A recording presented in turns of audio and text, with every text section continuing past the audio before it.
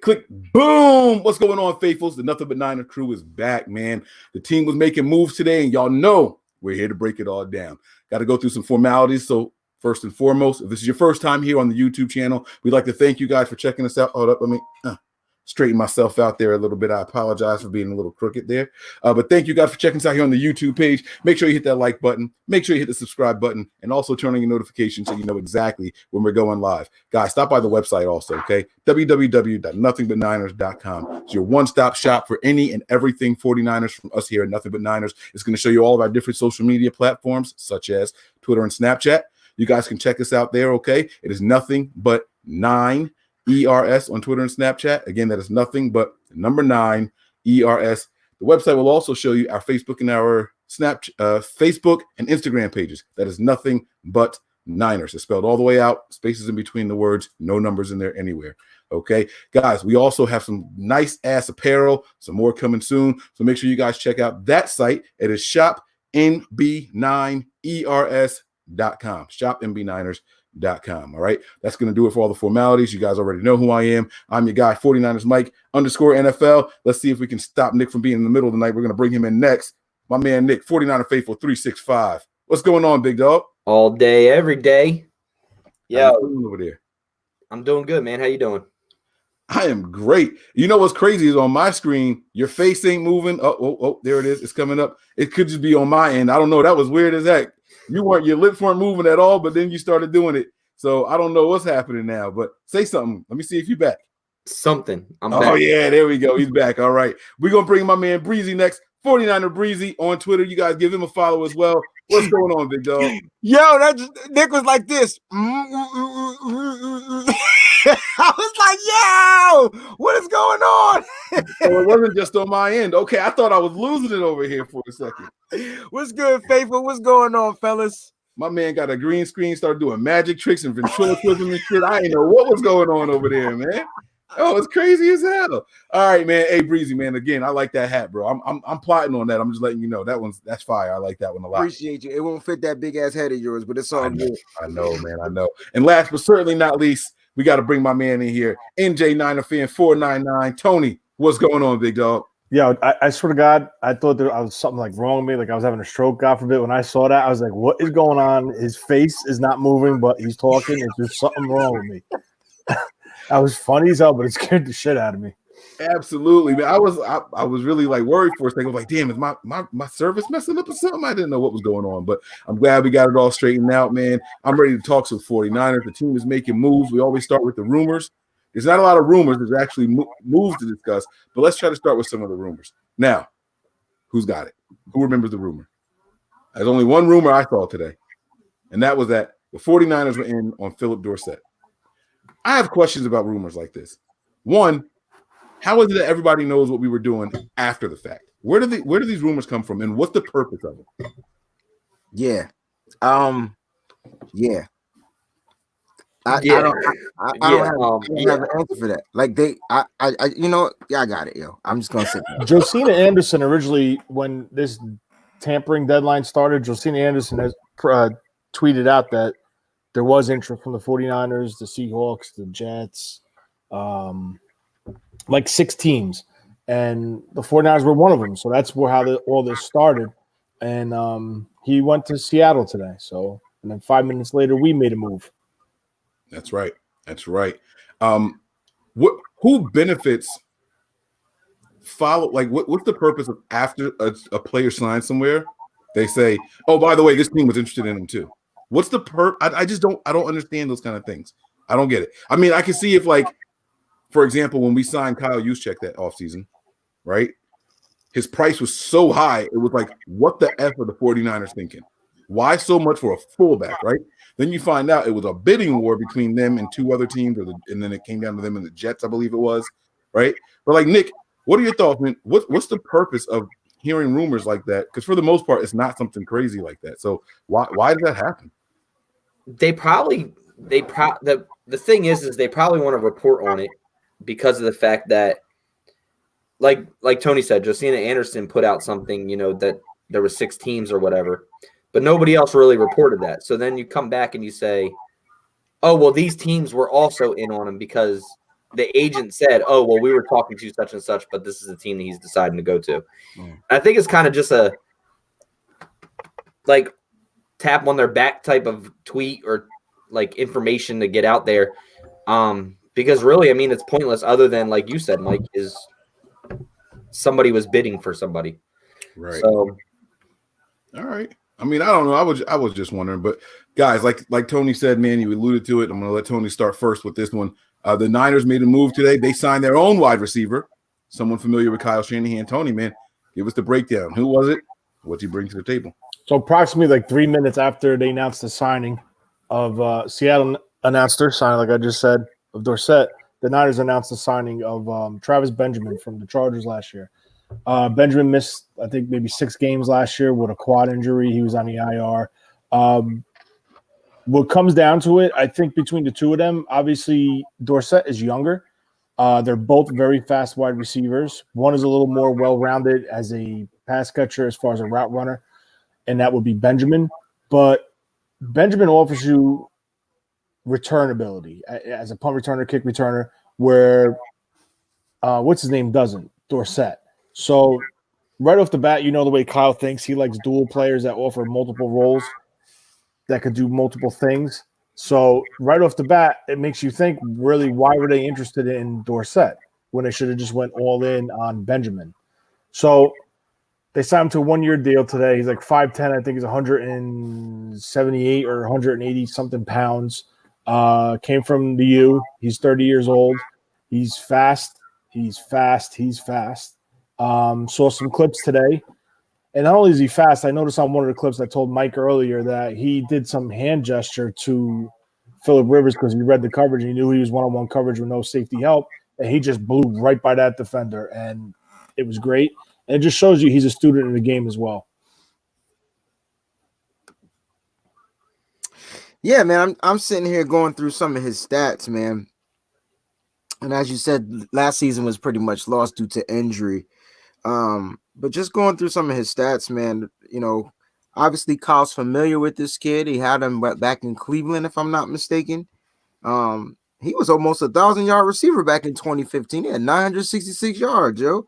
So, I know we're not trying to own it on the past, but you know, I was getting into a little bidding Twitter argument with someone today about, like, you know, like he's just a camp body and, you know, he probably won't make the squad. And I'm saying to myself, this dude has made all 3 squads that he had, you know what I'm saying? So I'm trying to figure out, like, why wouldn't he make this squad? And that's going to be my question once everybody gives their point. Like, we're going to go through these 49er receivers because they added another body. They added another wide receiver to the table. And I know many of you guys want us to draft another receiver. So this is going to be a good wide receiver camp. And our coaches, you know, Katie Sims and Wes Welker and Miles Austin, they're going to have a field day with these receivers, and I can't wait to see what this veteran brings to the table. Tony said he's 30 years old, and he's fast. And, you know, that's the point, man. Kyle Shanahan is all about explosion. Can you imagine this guy getting the ball out of the backfield? The stuff we saw Deebo Samuel did, can you imagine if they get it to him? It's just things you're gonna have to put in your mindset of how Kyle, just get in your mind of how Kyle thinks and why this might have been the pickup. Don't get it twisted. I definitely wanted Phillip Dorsett. I didn't even know Travis Benjamin was available.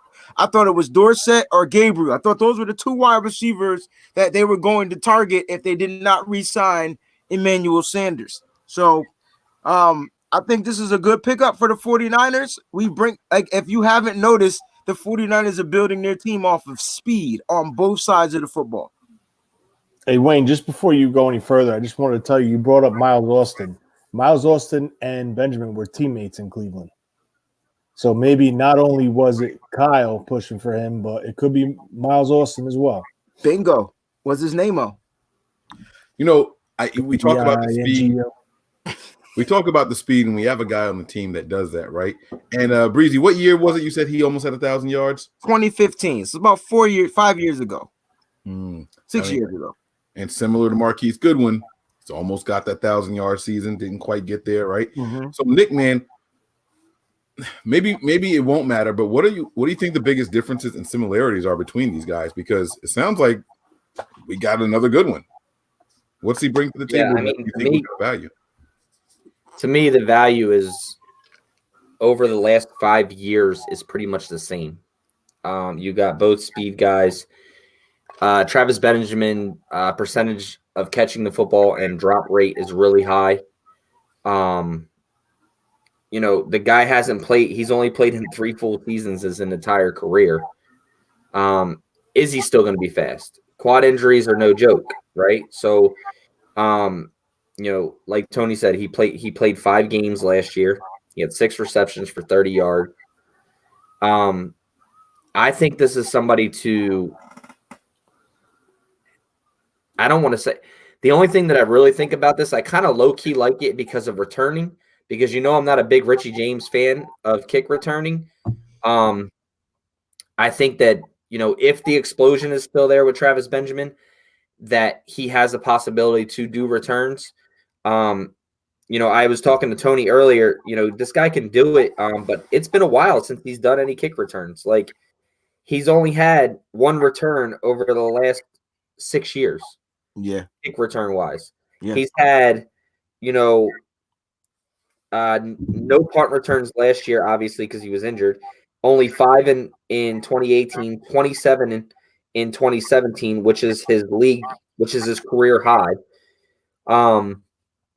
So is the speed still there? That's what you really need to see. Is it a guy that comes in here that they still have plans on keeping Goodwin, and this is a backup plan in case they don't keep Goodwin, or somebody to push Goodwin in camp to make him realize that his spot is up in the air? And I think that's kind of what it is. And to be honest with you, I don't even think I think he comes in here to push Goodwin, and I still think, for some odd reason, I still think Goodwin's here next year, and I think Travis Benjamin's the odd man out come making the 55 next year. I can't say 53 anymore. Making the 55 next year. And it really depends on his speed, because his hands, to me, his hands are equivalent to Goodwin. His speed is still up in the air. He hasn't really played in 2 years. He played a total of 17 games in the last 2 years. Actually, 17 games in the last 2 years. So that's 8 games a year, would just say. But I don't know. It'll be interesting to see. I definitely think he's a camp body guy.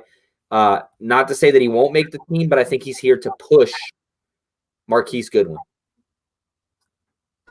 Perfect segue there, because Goodwin is going to be the guy that I wanted to talk about right here. Goodwin, we all felt that his focus may not have been with the 49ers. We've talked about my conspiracy theories that he wants to be an Olympian more than he wants to be a football player. We remember the little press conference battles that he and Shanahan and Lynch were kind of having at the podiums that people weren't really paying attention to, where he's saying, "Oh, I am going to try out for the Olympics in 2020, and I've already qualified," and da-da-da-da-da.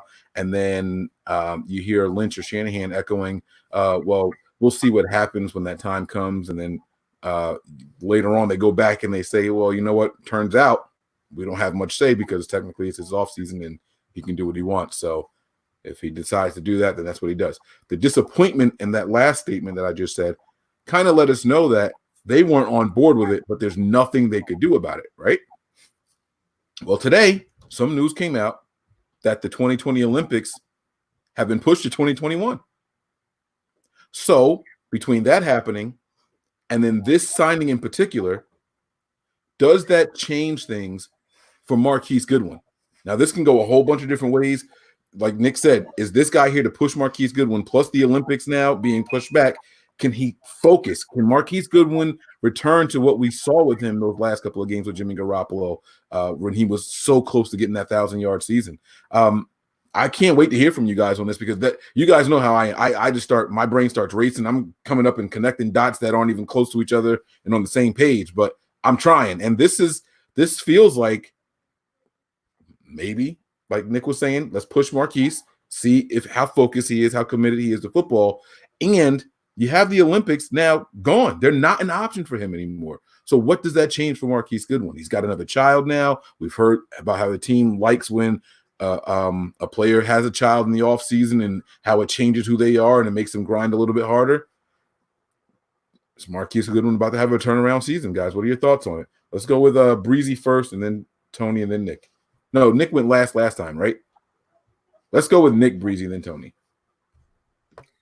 Well, look, I'm not as big as a lot of people and a lot of fans are that think Goodwin is just a 100% cut. Like, I'm not that dude. Like, there have been times where if Goodwin can stay healthy, and last year, I don't even know what the injury was, but if anybody watches Goodwin's season, like, he went in for an operation. He was talking about, oh, this is just going to sideline me for a few weeks. Well, it sidelined him for 6 to 8 weeks off the bat, like for the surgery, right? And it had something to do with his foot. What it actually was, I don't know. I'm not a doctor. I don't know what it was. But I do think that this move is something to get Marquise Goodwin to get to that potential, right? You go back now with Travis Benjamin here. Travis Benjamin now becomes the veteran guy, right? Because you lost out on Jordan Matthews. You lost out on Emmanuel Sanders. So now Travis Benjamin becomes that veteran guy in this wide receiver core, whether you draft somebody or not. So to me, I mean, look, the whole Olympic thing, I didn't take too much notice to it when Kyle Shanahan and them said, well, it's the offseason, you can do whatever you want. But training for the Olympics is the same as you're going to do that you do for training for football. You're going to lift, you're going to work out, you're going to work on your speed, you're going to work on your agility type thing. So him just saying he wants to compete in the Olympics, I never really shrugged a shoulder at that because he's a track guy. So he's going to do the same type of stuff that he does for the NFL. He's going to work his legs, he's going to work his speed, he's going to work his jumping, all those type of things that he does already, and put more focus on going to the Olympics as well. So I never really shrugged a shoulder at that. To me, I didn't think it would change anything to do with how he trains for the NFL. So I'm not really too concerned about the Olympics being moved or the Olympics not being, played in 2020 or moving them to 2021. But I'm just not as big. I truly think Marquise Goodwin's going to be here next year, and I think he's going to be a big key of this offense next year. So, wow, I'm probably the lone guy. And for people to say like about Marquise Goodwin is his head's not in the game, it's with the Olympics. No, his head was in a lot of different places last year, right? We all talk about the whole situation with, Goodwin losing his babies, then losing another set of babies, then losing, an uncle or whatever it was, a family member, a close family member, to finally having a child. Like, people handle things differently, right? So to say that we just said the other day, and we got into it here on the show, is to question somebody's look at the game or whatever it was for certain reasons, I was wrong. But everybody does that with Marquise Goodwin. His head's not in the game. He doesn't deserve to be here. He doesn't belong to be here. This guy, when he was healthy, had almost 1,000-yard receiving corps with a horrible ass quarterback. If Jimmy and this team can't get him to go, then I don't know what else to say. Like, I really think that he can still be a productive receiver on this team. And I actually probably take Marquise Goodwin's hands over Travis Benjamin's hands. So that's my thought on the whole process. Nick singing the praises and going to bat for his dog. Well, you just said it. Nick, you said if Jimmy and Kyle can't get Goodwin to go, well, then you cut his ass. That's what you do. Because if your quarterback and your coach can't figure out how ways to work speed into this offense, which is what he's supposed to be known for. How many passes did this dude go over and drop and didn't come down with? Look, man, I'm not saying that Goodwin is going to be cut. I'm not saying that Goodwin is not going to be on this team. I'm just saying that Goodwin better get his stuff together because Kyle is bringing in competition. Like, that's what Kyle does. Kyle's going to bring in 2 or 3 people to challenge you at your spot.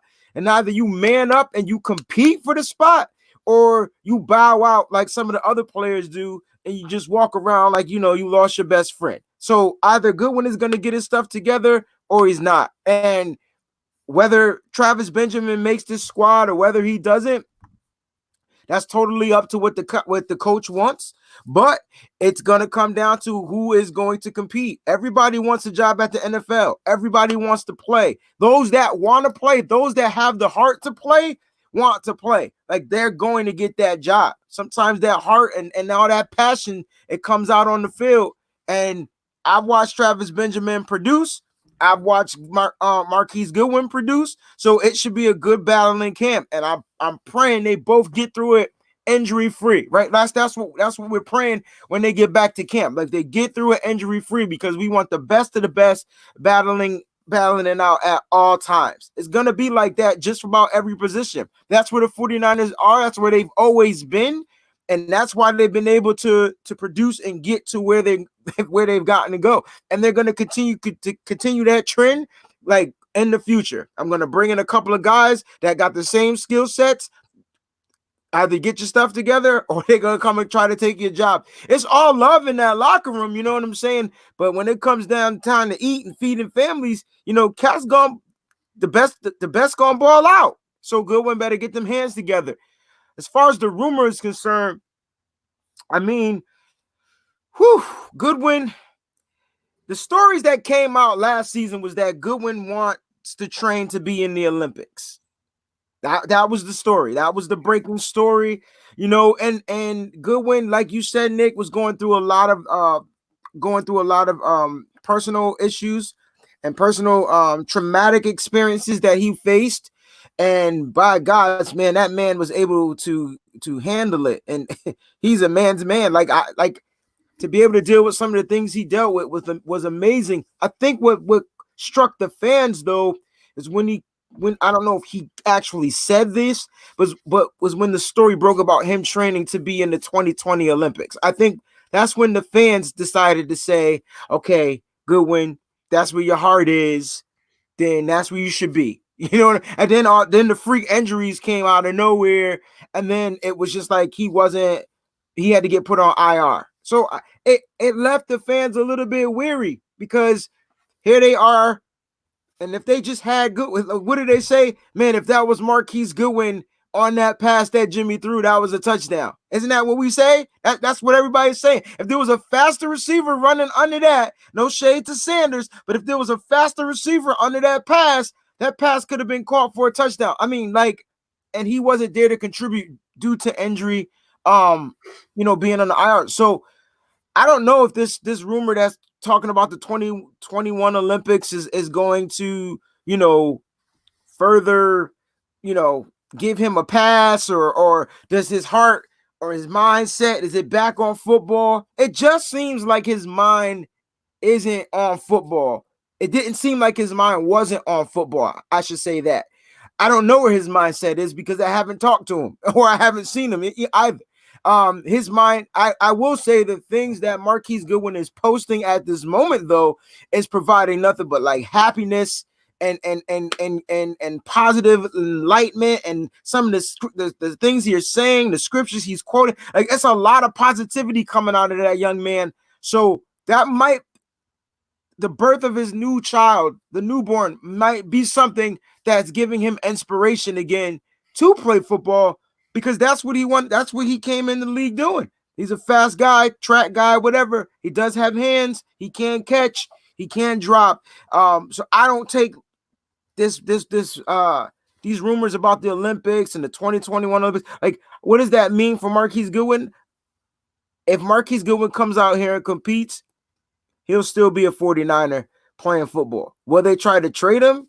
I don't know. That's not in my hands. But as of right now, he is the third receiver on the 49ers, probably like the third, the number 3 receiver. So I think he'll be here and he'll be fine.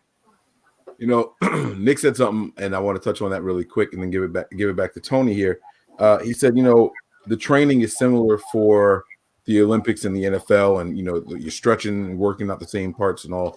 I don't think it was about that though. We talk. I think the argument was you can't speak to a person's mindset. I think that's what it was, right?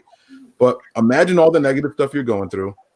You express to the team you want to do something else, and they're trying to figure out if they can legally stop you, right? Whether they can or they can't. Doesn't that like build some natural animosity? Like who do they think they are? They can tell me what I can't. So that was more my point. It wasn't about the working out and things like that. And then Breezy was talking about how the fans kind of felt like they decided he doesn't want to play football. It's when you see the play decline, or not even decline, just not stay even where it was, and all that person is talking about is the Olympics or something different than what it is. It's the same reason why people, and I don't think it's fair, I don't think it's just, same reason why people snap on Dante Pettis when he posts a picture of his cats. You should be working out. Like I'm not saying I agree with it, but that's where that herd mentality comes from, is that, hey, you had a bad game. What's going on with you? Man, you guys know the Olympics is coming up? Like that, it just doesn't sit right with people. So I want to give it to Tony, man. I want Tony to go ahead and give his breakdown on the Marquise Goodwin situation. And what do you think? Also, don't forget, guys, what this signing have to do with anything? Travis Benjamin, you think he's going to replace him or push him or what? All right, I agree with both of you, and I disagree with both of you for a couple things. Listen, Marquise Goodwin came in here when Shanahan and Lynch came in here, signed to a 2-year deal. He came in, he played lights out. He had that great season. They gave him the contract extension, and once that contract extension came, it kind of just stopped. His production stopped. I understand he had a lot of personal things in his life. I know I have adversity in my life. I'm sure you guys have some type of adversity in your life. But when you're getting paid money to do something, and that's your job and livelihood, and it's what is putting food on your table, you have a job to do. You have to do it, and it's not 100% against Marquise Goodwin. I understand it's rough. He lost a child. I lost a child. I know what it's like. It sucks, but on the other hand, like, you take a day or two, you get over it, and you move on. Like, and you got to do what you got to do. You still have a job. So, with that being said, Kyle Shanahan gave him and Dante Pettis an opportunity of a lifetime to be the starting receivers at the X and the Y, X and the Z for this team in the beginning of this season. They both had golden opportunities. He kept rotating them in and out to try to get the right combination, and neither of them did anything. Okay? This is a year past him losing the child.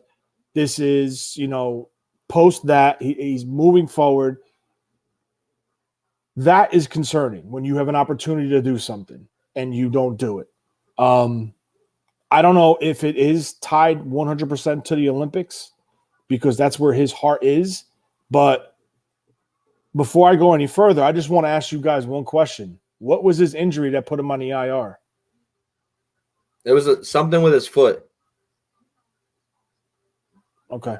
I'll be honest, I never knew what it was. I didn't know what it was either. I didn't hear. I only know because of the fact of watching Goodwin's season and him going in for the operation. He was talking about it, but I don't know to the depth of what it was. I mean, I remember seeing him come out in the field for one or two plays, and the one play, I forgot what team it was, he ran that like shallow over and he just dropped the ball. I mean, body language is a lot. If you're not interested and you're showing that you're really not interested and you're trying to hide it, but you don't want to do it and you're showing it, it's not a good sign to send to your team. It's not a good sign to send to the fans, to the coach and staff, to anything. It is not a knock against Goodwin at all, but if he wants to be focused on track, then let him be focused on track. Let him go on. Let him do his thing. He's got a beautiful child now with his wife. God bless them all. But the Niners need a wide receiver with speed. They need somebody fast. They need someone to take the top off the defense. Benjamin was brought in to challenge him, to challenge Richie James in the return game, to even possibly challenge Richie James in that role to take the top off the defense.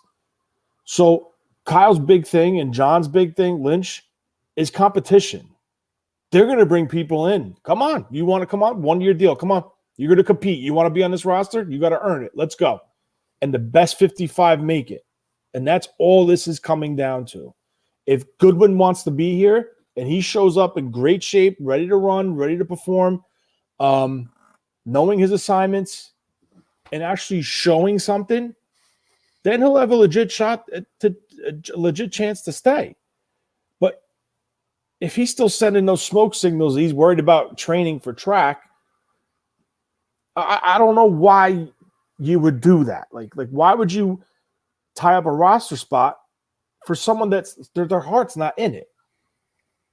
Because when I played, I remember my father telling me, Tony, if your heart is not in it, don't play because you're going to get yourself killed. You're going to get hurt. If your heart is not in this, don't do it. And that's with anything, not just football. It's with boxing. It's with baseball. It's with basketball. It's with life. So, I mean, that's why I'm kind of on the fence with him. I mean, I'm glad he's in a better place with him and his wife. I'm glad, hopefully he's happy. Everyone keeps saying his posts are nothing but positive.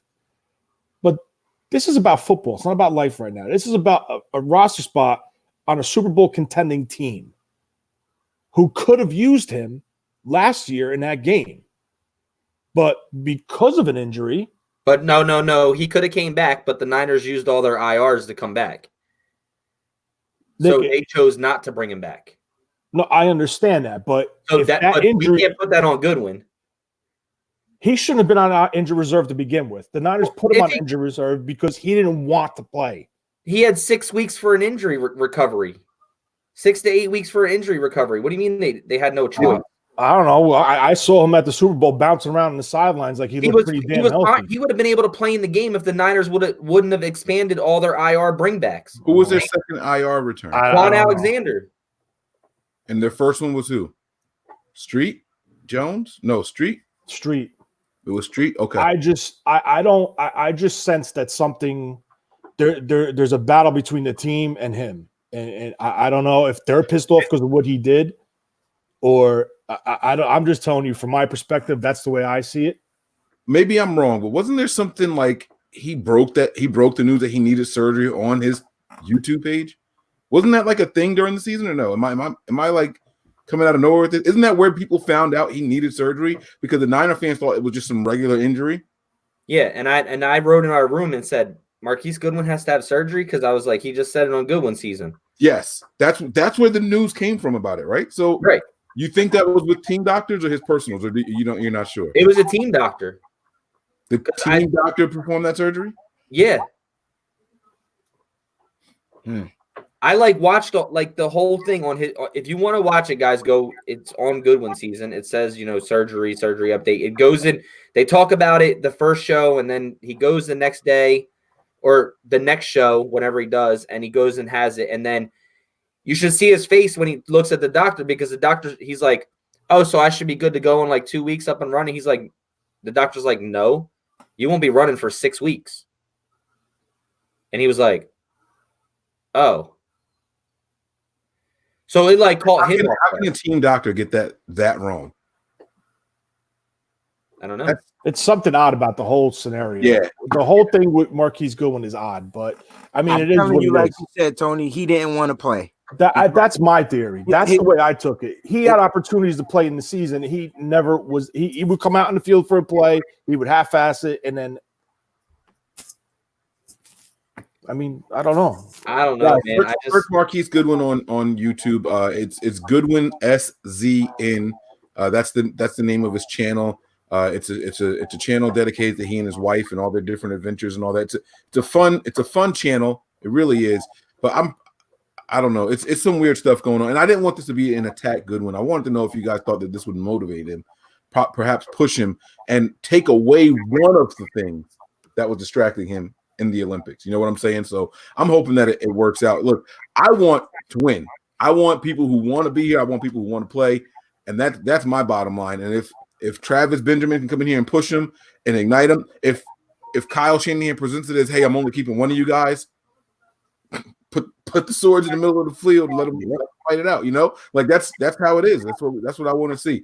But this also tells me that the team is going to look at more wide receivers. They're clearly not done. All right, go ahead. Not Tony, Nick. I saw that you wanted to jump in. No, I was just going to say, and to me, my personal opinion is, and people will probably hate this opinion, but I think as of the last 3 years, if you just go by statistics and ability, I think Goodwin's a better choice than Travis Benjamin anyway. I don't disagree with that, but it's like which poop stinks worse. Like Right.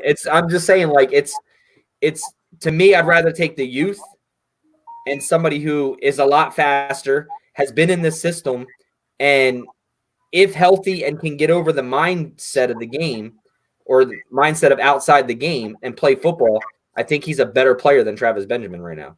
But yeah, I think they've both been in the system. But they've both played for Kyle Shanahan. Yeah, but you're telling me Kyle Shanahan's system hasn't evolved since 2014? And I'm sure he Well, wouldn't. I'm sure there is, but the basic principles and the Benjamin? verbiage are the same.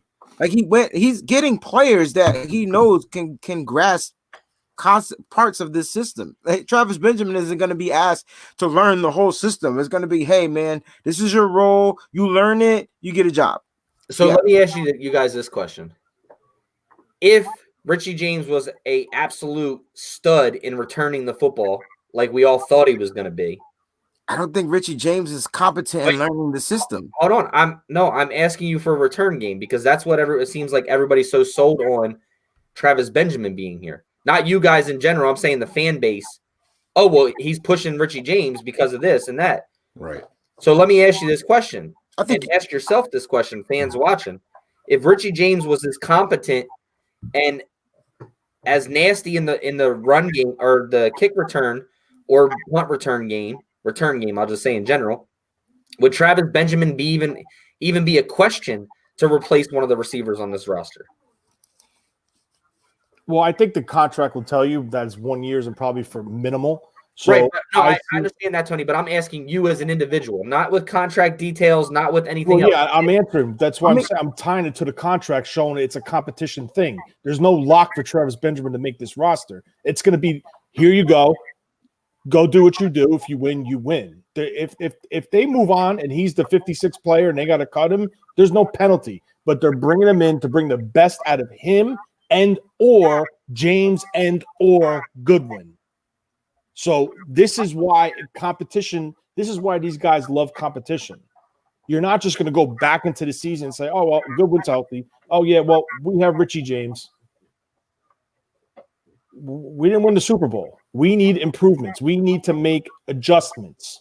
So this is why they're making these moves. Wait, so I want to make sure I understand Nick's question right before I can give an answer. Are you saying that if Richie James was a good kick returner, would they have even signed Travis Benjamin?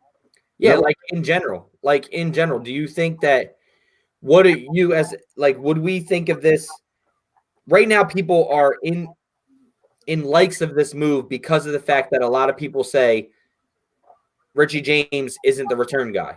Dante Pettis obviously isn't doing it. We haven't given him the opportunity back to do it. Trent Taylor's been injured, another guy that's been doing it. And Richie James is just not that explosive guy in the return game, right? So for some people who think that he's not, right? To me, that's where this move makes sense is you're bringing somebody in who does return more so than a receiving guy or to push Marquise Goodwin, as I said before. So the question is, if Richie James was a stud in the return game, do you think that this would even be a question of bringing in a Travis Benjamin, a washed-up, older type receiver who hasn't had a good year since 2015? Hey, when did Richie James have a good year? But I'm not talking about Richie James. I'm just asking you a question. But that's not the question. So yeah, to answer your question, you bring this guy in. Yep, that's why. Because he's not. You bring him in to answer your question. Why? Because you know what you can get out of him and running plays as a receiver. You know what you can get with him out of him as a return guy. If you have to put him to return, I think Travis Benjamin stopped returning because he became our number 2 receiver in San Diego at one point. He was their number 2. Yeah, but we're talking years ago. Like, why do we keep feeding? This guy hasn't played a single full game season in 4 years, and he hasn't been the same guy in 6 years. Okay, so you bring him in. Marquise Goodwin ain't played a full game season in how many years? Okay, neither is Richie James, right? Right. 2017. 2017 was the By last. the way, it's years ago. It's 3 years ago. So my point is, you're bringing in players. Wait, he didn't play all 16 in 2017. Yeah, he did. He didn't That's finish 962 yards, 17.2 yards per average, 962 yards. He didn't finish that game. He didn't finish the season. But he played in 16 games. Okay. All I'm saying is he got hurt in the 16th game, but he started and played in 16 games. If Richie James was explosive, and was competent, it's hard because if he was explosive as a return guy, you got to ask yourself, what else is Richie? What else can Richie James offer you?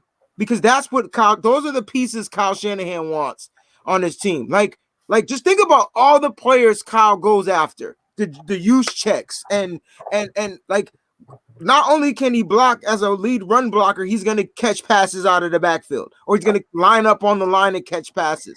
So I feel like we seen Richie James do it, but there's a reason why we don't see more of it. And we want to. Like, that's what we kept saying, right? All season. We want to see Richie James line up. We want to see, because when he gets the ball, he seems like he can be electric, right?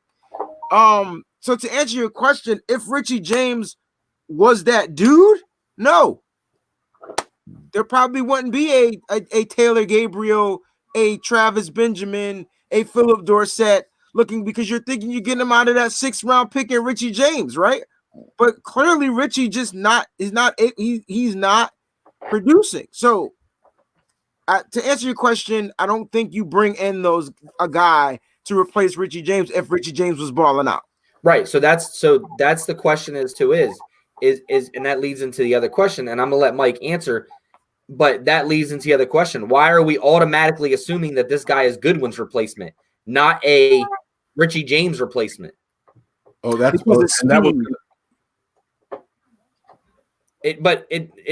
I'm just asking, like, we automatically jump to Marquise Goodwin. No. The story was about Goodwin and Richie James, and then we started off with Benjamin, and then we swayed into the Goodwin thing. I don't think we meant to do that. I think it was just speed on speed. Not just you in general. I'm not talking about you guys in general. I'm talking about the whole fan base. As soon as we sign him, it's like Goodwin's gone. Goodwin's gone.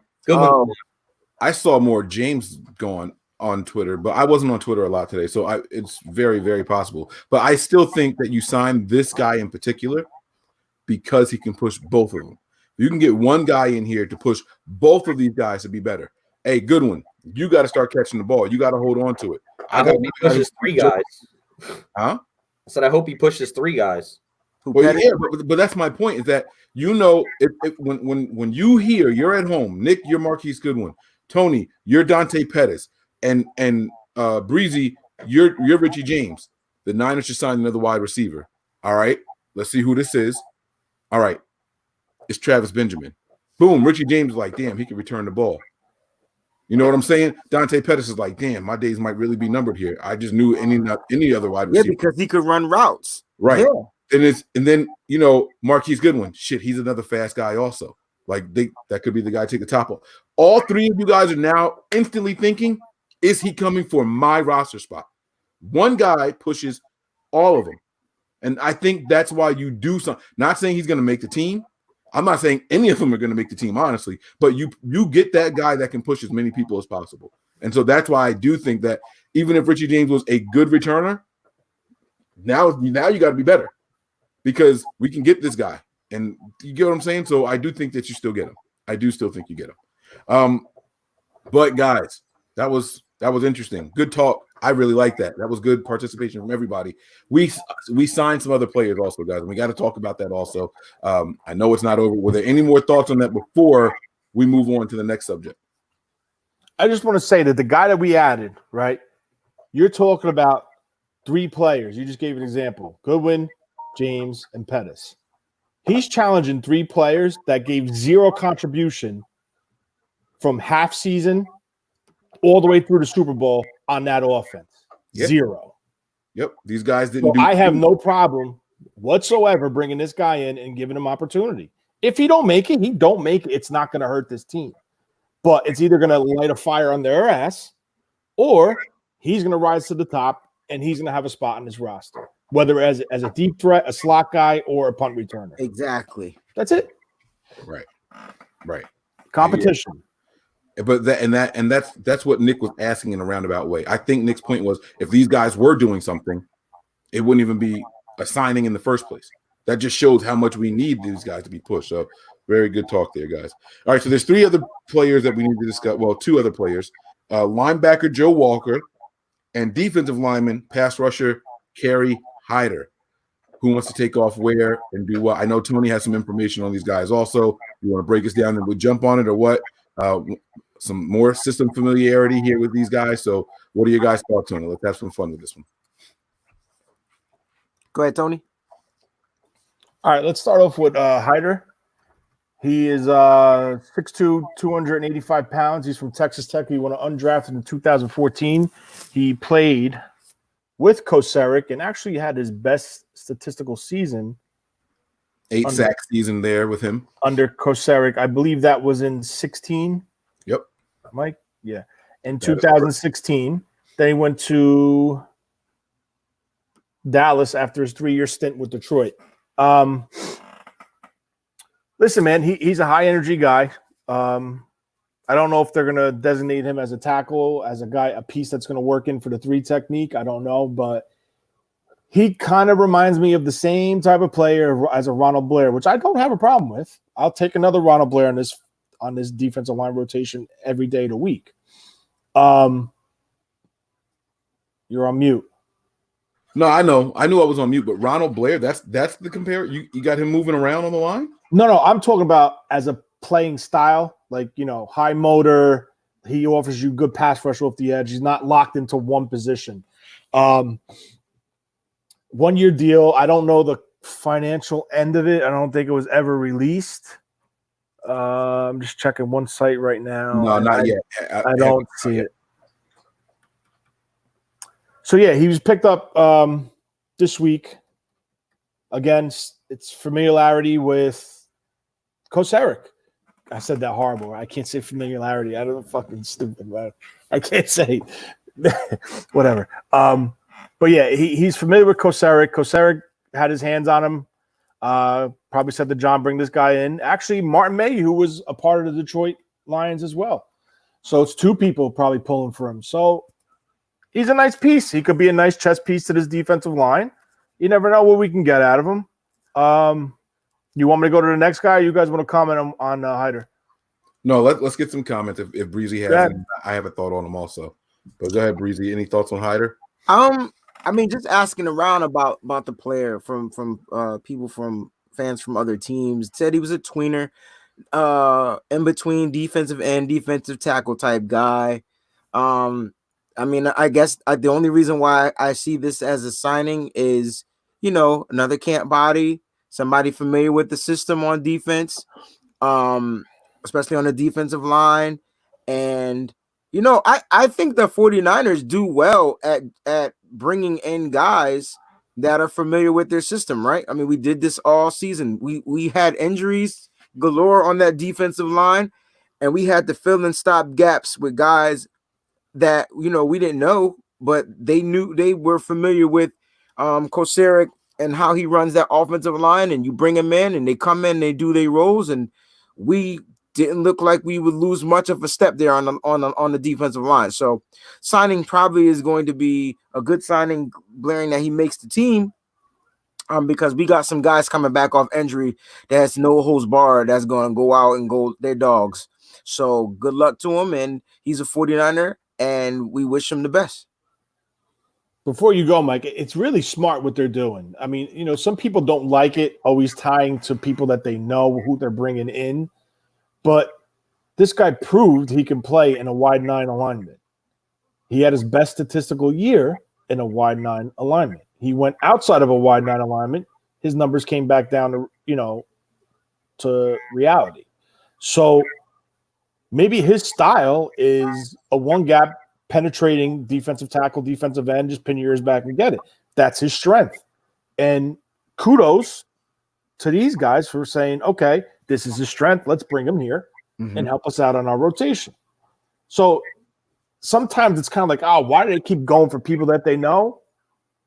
This right here is a reason why. Benjamin also is a reason why, because he knows Kyle's system or is very familiar with it. No, you're absolutely right. It's less time focusing on bringing someone up, and instead you can focus on enhancing play, not teaching. Correct. I didn't like this signing for one reason. I didn't think it bode well for my guy Demontre Moore. I said it as soon as the signing happened. I tweeted it out. I said, it's going to be a tough look for my guy Demontre Moore going forward, because that's what this signing simplified to me. So I wasn't quite sure how to feel about it, but depth is depth, and if they're coming off the edge, they're coming off the edge. I trust this team. There was only one guy that really didn't do anything when his number was called for depth, and that was Valaga. It was Valaga, or was it Zettel?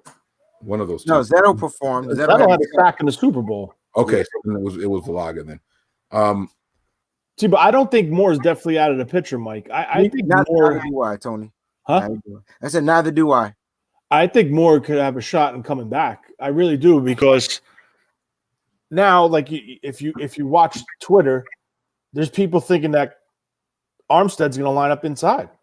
So now who's going to be your full-time end? So it's kind of like there's no clarity right now what they're going to do with Armstead, whether they're going to keep him at a 3 technique or actually keep him as a base end. I know he's going to come inside on passing downs, but until they clarify this and like they start showing things in preseason, God willing, preseason comes, we'll get a better answer. But I have no problem bringing back Moore and letting him compete too. There's nothing wrong with it. Speaking of Moore, little teaser, make sure you guys have your notifications set for tomorrow night. That's all I'm saying. Don't say I didn't warn you. That's the only time I'm bringing it up. Nick, Thursday night. It's tomorrow. What's tomorrow? Tomorrow's Wednesday. I gotta put the cup down. Make sure you guys have your notifications set for Thursday. Just set your notifications, whether it's tomorrow or Thursday. If the notifications are set, you're gonna know when the show's going live. You're not gonna want to miss Thursday night show. Talking about more. There's a little teaser there. All right, Nick, did you have any thoughts on this signing here with Hyder? No, I mean, I think it's just a body right now filling out the 90. And I said this about Demontre Moore, but this guy, like Tony said, he does have experience with Chris Kocurek. It is familiarity with Chris Kocurek, so that gives him a little bit more of a push to be able to make this team. But a lot of these guys, I mean, I don't know what he got signed at. Demontre's Moore contract last year, I think, was league minimum, like $800,000 or something like that. I do agree with Tony and Breezy that I don't think that Demontre Moore is completely out of the picture. I think he's somebody that we may bring back in, and it also a lot of this also I think depends on how Ronald Blair comes back this year after his injury. I think a lot of these pickups are also, I guess you could say, cushions in case Ronald Blair is not back, because I believe Ronald Blair is going to play the outside position. Does Demontre Moore come back to push other guys? Obviously, this guy like I said, has familiarity in the wide 9 system and will help him, but it's a lot to be seen right now. I'm not going to over analyze this move yet, because right now what it looks to me is he's going to be a guy that is filling that 90 and pushing other guys, as well as see how Ronald Blair comes back. I mean, also we got to see how. I think that the signing is due to fill in the body for the simple fact that Moore broke his forearm. So it's we got to see how he comes back as well. I mean, it's a forearm break. I'm sure it's not an ACL tear or anything like that, but again, it's still a break. Hey, Mostert broke his forearm. You saw what happened with that. He had to have a second surgery. Yeah, like so like, I mean, our defensive line took a big hit, man. I mean, them guys were playing all like relentless. They were playing relentless. to injury after injury. I mean, you lose one, you bring in another, you lose him 2 games later, you bring in another. That's how relentless they were playing. That's how physical this game is. I think Moore has a great shot at making this squad, and don't be surprised if you see him get a contract once they get some type of injury, physical done, and he comes in and he competes. And good luck whoever competes against him because his motor is ridiculous. And now we got 2 extra bodies we could add to this team. Yo, I can't wait, man. So definitely, I think the signing was cool. No one expected it. No one knew this was going to happen, but we knew we needed to fill some bodies to make this roster complete. Yes, sir. Yes, sir. Now we're going to move on to the last signing that the 49ers have announced recently. Actually, I can't say that the 49ers have announced. Some of these things aren't official yet, so the team hasn't announced them, but we know that they have taken place already. We're waiting on the legalities of it. But the last signing for the team is my favorite signing of these 3. Linebacker and former enemy of the 49ers, Joe Walker. This guy came from Arizona. Actually, no, Tony, you're going to go ahead and do a breakdown again, and then we'll give our opinions on it. All right, so they signed him from Arizona, where he took over from a first-round pick who had the starter's job. I forgot his name, though, but he started – I don't know how many games. I don't know if he started 11 games last year. Yeah, he started 11 games. He tallied up 82 tackles, forced a fumble, 1 pass deflection. Played in all 16, by the way. What's that? Played in all 16, but started. Yeah. Clearly shows that he is able to play at this level. I remember specifically on one play where he was covering man-to-man coverage against Juszczyk on a wheel route, and he actually had pretty damn good coverage, but they called pass interference against him because he didn't turn his head. We were happy at the time, but yeah. So I honestly think he's gonna be a nice depth piece. He's taking Elijah Lee's spot, probably on this roster, and he offers a lot of value as a special teams player. I think that's their main reason why they brought him in, because he's like a demon on special teams. He was in Philly when he was drafted by Philly at the 7th round out of Oregon in 2016. So I like this pickup as far as a special team aspect, but I don't, I think our first 3, or possibly even our first 4, will see the field before him as a linebacker.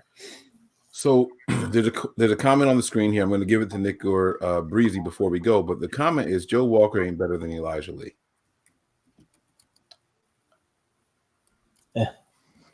I'm not saying nothing. Do you guys think he means this as a special teams player or an actual linebacker? I think he means it as an actual linebacker. So West Coast 57257, why don't you, clarify that so that way we understand what you mean? You know what? I can't even answer this question because I didn't pay none attention to Joe Walker as an Arizona Cardinal. That's fair. So I respect that. I can't answer this question, but he has. I watched him versus us, and he was all. He has 82 tackles. He is. How many tackles does Elijah Lee have? Well, Elijah Lee never started 11 games. So to say he's not better, it's hard for me to say because I didn't watch him play. But if I'm going to, we base a lot of stuff off stats. We go by stats, and we feel like the guy that produces should be the guy playing, blah, blah, blah, blah, blah, blah, blah.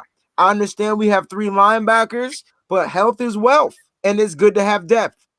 Here's my thing. If this dude is producing tackles, because we struggle with tackling, if he's producing tackles, that's a bonus for us. So when a guy goes down, if we lose a Quan, if we lose a Greenlaw, or we lose a Warner for whatever reason, and this guy comes in and can fill in one of those 3 linebacker positions, at least we know we're getting a tackler. We're getting someone that can cover, right? I don't know how fast he is, so I don't think he'll play on the outside like where Quan goes. But that doesn't mean that means Greg Greenlaw could shift over. I think this is one of those good pieces. Like, look, man, I thought about drafting a linebacker. We got one. All right. So, like, in my war room, I got linebackers on my board. Speedy guys. Okay, so okay.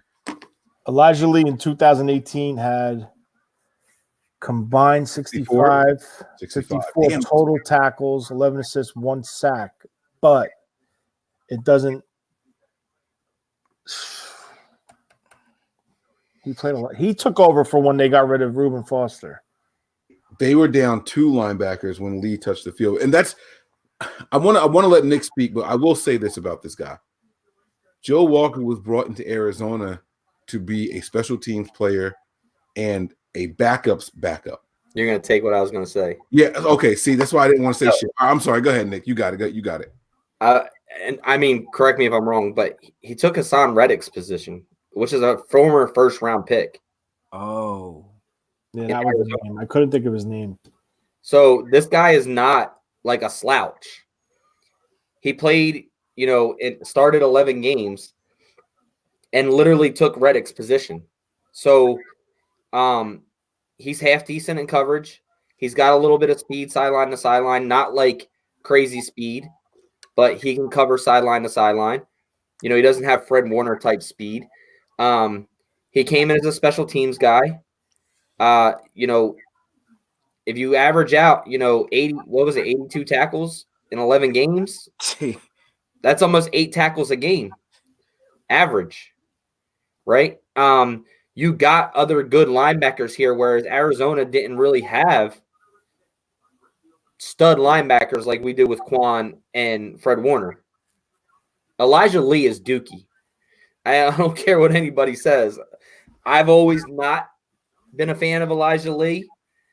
We've talked about this over and over on the show. But 82 tackles in 11 games.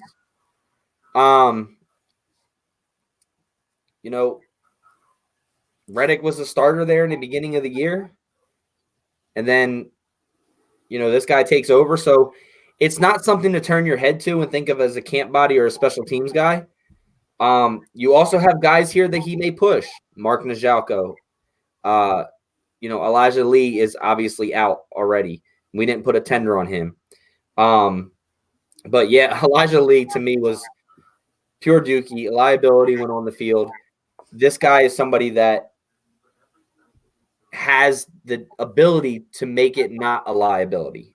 Mm-hmm. So you bring him in, you see what he can do, you see how he acts. I wouldn't go as far as say he's a camp body here because of what he's done in 1 year in the league and the ability to not just 1 year in the league, but last year in the league, his ability to play.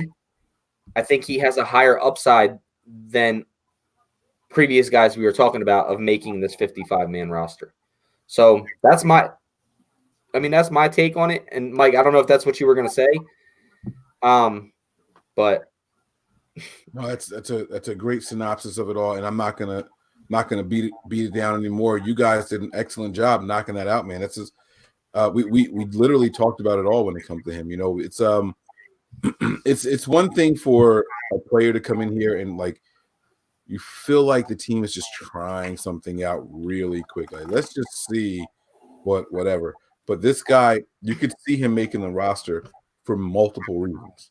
You could see him making this team as a depth player at the linebacker position. We love all 3 of our linebackers. We don't know how injured Quan is going to be.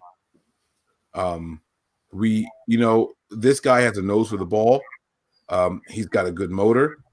He's in the right place in coverage, but he's got some things to work on. But that's what happens when it's your first time starting in the NFL, so he's learning on the fly. We'll see what happens with him, though. We won't sit there and try to pretend like he's going to be a starter, but this is the kind of depth piece that you want on the team. And like I said, he could potentially make the 53-man roster or 56. Did they go to 56 this year? 55. 55. 5, whatever it is. Plus, you got to remember, Azeez Al-Shaair is still here too. Right. Well, that's what I'm saying. We like our top 4 guys. We love our top 4 guys, but then it's after that. You need 6 linebackers on the team at least. So, and I would have no problem if he was one of those 6. So it's a good look. But yeah, guys, it's going to be it for the show for today. I'm going to do a round of final thoughts. What about Ross Dwelly signing his tender? Oh, okay. Yeah. You're right. That is not something we should just breeze over. But it's just the one they didn't extend him. It was just him signing his tender. His tender, yeah, though. But now we have exclusive rights to him, so that's why I was just wanting to bring it up because we do. He's technically on the roster now.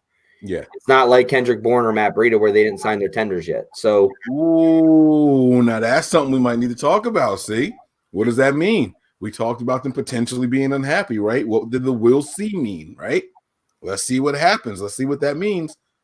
Why haven't they signed? How is it possible that Ross Dwelly can officially sign his tender and those two can't? What's up? You know, I sent you guys that. Did you guys see that YouTube show or the podcast on YouTube as well for Matt Mayoko and Kendrick Bourne? I sent it in the room. And he was talking about how, you know, he was talking about Emmanuel Sanders and how much he helped this team. B, he was talking about his charity.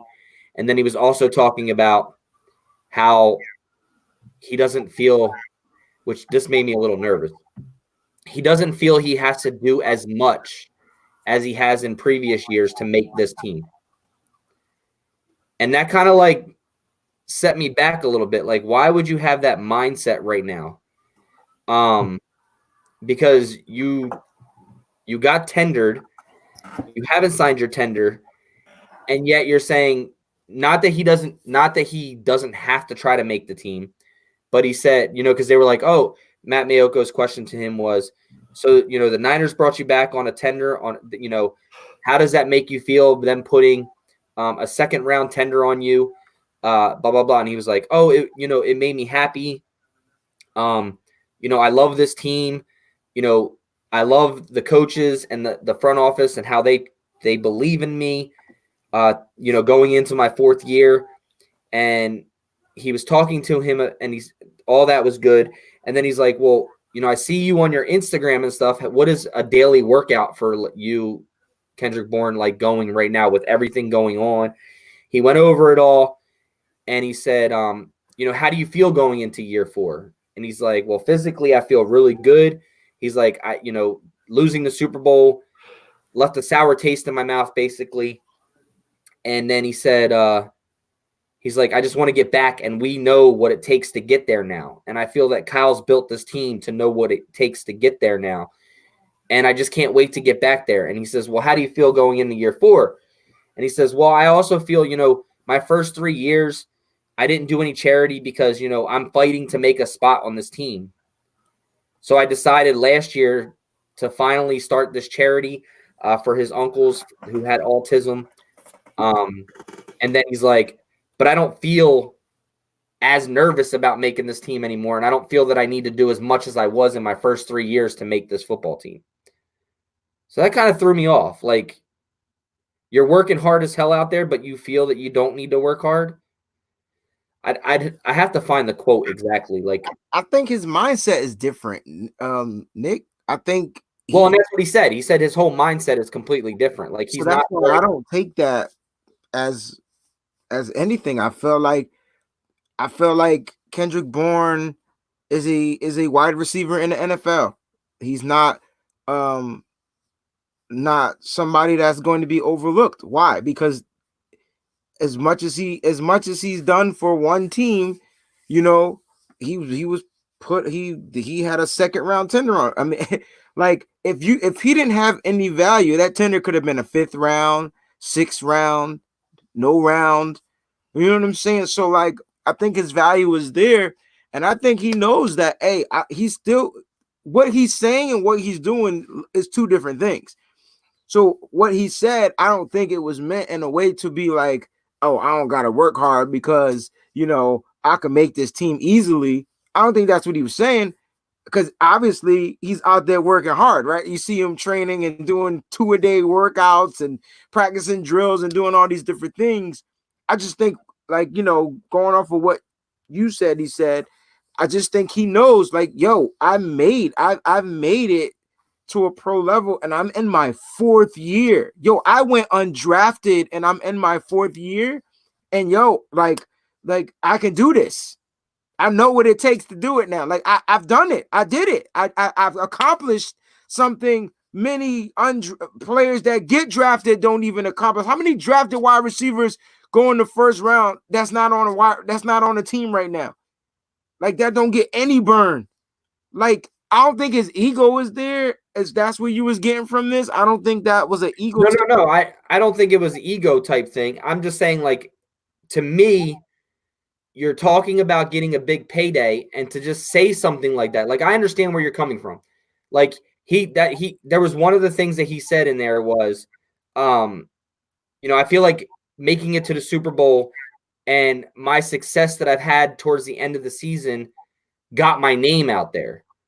But I don't think that should change your mindset, as in you should go in as a vet, as a rookie, as anything on a team with a mindset to be making the team. Not saying, like, that's the only thing that catches me is like, and that's not saying that his mindset's not to make the team, but to say something like that where you don't feel like you have to work as hard.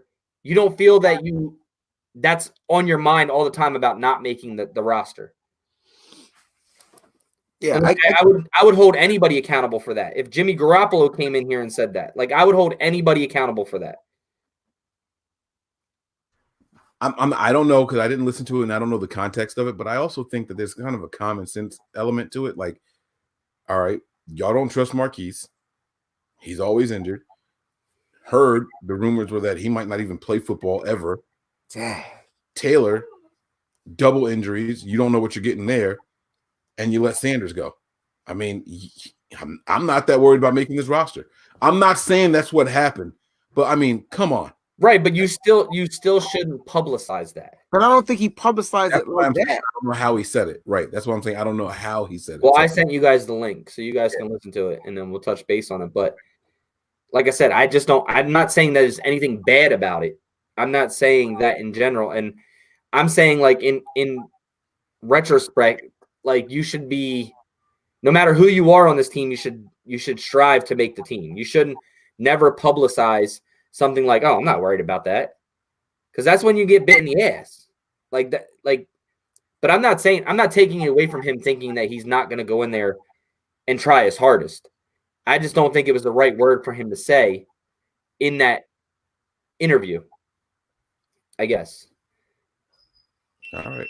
Well, like, yeah, I got to take a look at it and see what happened, and I'll definitely give an opinion on it afterwards. But I just don't know enough about it. I don't think that it's to me. If I'm him, or if I'm Deebo Samuel, I'm trying to think. Is there anybody else? I can't think of any two other receivers that should be able to puff their chest out just a little bit right now. And who's taking which one of these guys, not named Deebo or not named Bourne, is taking my spot right now? I'll wait. Right. Even if the Niners draft somebody, okay, you're keeping 5 or 6 receivers. What are the odds of me not making this roster? Now, I'm not saying that's how he said it, but that's just how I feel. Like, it's not likely he don't make this roster unless they want to move him. So that's all. But we'll see. We'll definitely see what happens. I know arrogance is not a good thing for any player in the NFL. Right, and that's where I'm holding it to. That's where I'm holding on him. Not that I don't think he's going to come in here and work his ass off. I'm just saying, like, you still have to. That's what I'm worried about. Like, the players in general, not just because it's Kendrick Bourne, but players in general. Like, you don't, like, yeah, you made it to the Super Bowl, right? But don't let that bust your confidence, because it's hard as hell to get there.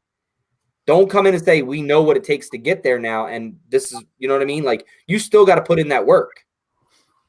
And that's kind of where, right, no matter who it is. I'm just saying, like, I don't think you should go, I mean, usually when people get too cocky on themselves. I guess we different, because I like confident mother suckers, yo. I like cats that's confident. Yo, I'm making this squad. Ain't nobody taking my spot. Right.